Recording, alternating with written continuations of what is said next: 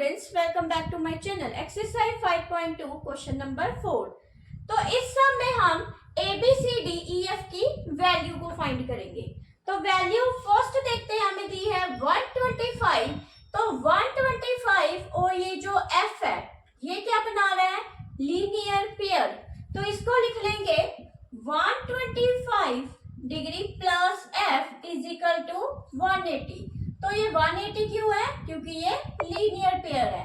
तो ये linear pair बना रहा है, तो इसको लिख लिया ऐसे। तो एफ कितना आ जाएगा, 180 माइनस 125 डिग्री।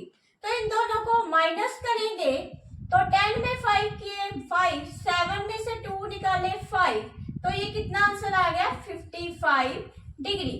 ये जो एफ की वैल्यू है वो कितनी आ गई, 55 डिग्री। और एफ की जो ऑपोजिट है, ये देखो, ये एक ऐसे लाइन दी हुई है जिसपे एफ दिया है 55 डिग्री, तो उसके ऑपोजिट क्या नंबर है, ई। तो इसको लिख लेंगे, एफ के जो ऑपोजिट है वो ई दिया है, ये वर्टिकली ऑपोजिट एंगल है। तो जो एफ की वैल्यू है ये वो 55 डिग्री है, तो ई कितना हो जाएगा 55। तो यहाँ पे लिख देंगे 55 डिग्री। ऐसे ही अगर ये एफ निकला हमारे पास 55 डिग्री, एफ के अल्टरनेटिव इंटीरियर एंगल ए किसके इक्वल हो जाएगा, वो भी 55 डिग्री के इक्वल हो जाएगा, क्योंकि ए एंगल एफ के इक्वल है अल्टरनेटिव इंटीरियर एंगल की वजह से। तो यहाँ पे लिख लेंगे एफ एंगल अगर ए के इक्वल है, रीजन है अल्टर नेट इंटीरियर एंगल। तो जो एफ की वैल्यू आई 55 डिग्री आई, तो ए कितना हो जाएगा 55 डिग्री।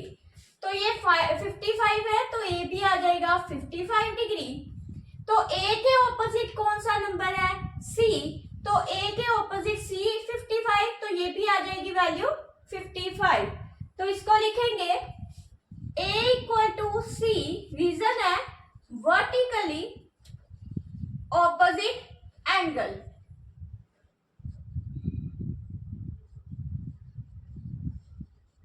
तो एंगल ए अगर 55 डिग्री है तो सी भी कितना आ जाएगा 55 डिग्री। अगर ये सी 55 डिग्री निकला है, तो ये इन दोनों को अगर लीनियर पेयर कर दें तो डी की वैल्यू निकल जाएगी। तो इसको लिखेंगे C plus D is equal to 180 degree, reason आएगा इसका लीनियर पेयर। तो अगर C वैल्यू दी है 55 degree plus D is equal to 180 degree, तो D कितना आ जाएगा, 180 में से 55 माइनस किए, तो माइनस किए कितना आएगा 180 में 55, 10 में 5 गया 5, 7 में 5 निकाले 2, तो यहाँ पे 1, आंसर आ गया 125।